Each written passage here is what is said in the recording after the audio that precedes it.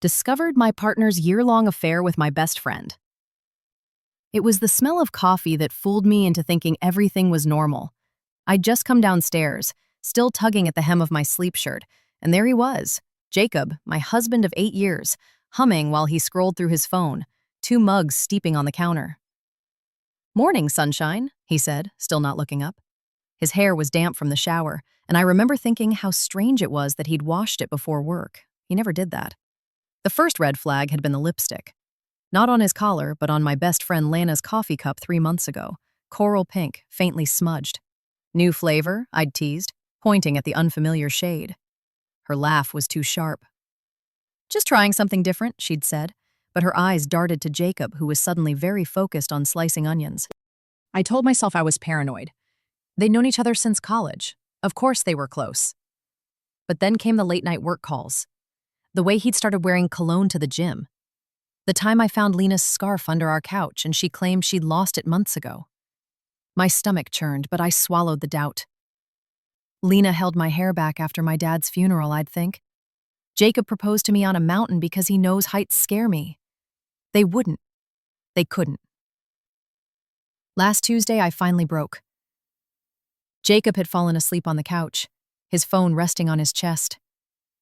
I told myself I was just plugging it in to charge, but the notifications kept buzzing. A string of hearts from L. My hands shook as I typed in his passcode, our anniversary because he'd never change it. There were photos, videos, a year's worth of lies tucked between grocery lists and memes, hotel receipts from weekends he'd visited his sister, a playlist titled Our Song, filled with tracks Lena and I used to scream sing in her car. The worst was a selfie of them in our bed. Lena wearing the necklace Jacob gave me for our 5th anniversary.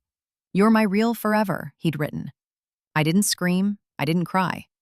I stood there, icy and hollow, until my vision blurred. Then I took his car keys from the hook and drove to Lena's apartment.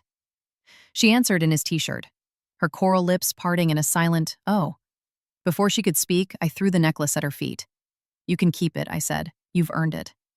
Now I'm sitting in my sister's guest room, staring at the divorce papers my lawyer emailed. Jacob keeps calling, pleading, saying it just happened and that he'll end it. Lena texted a wall of apologies, then blocked me. My chest aches like someone reached in and carved out my sternum.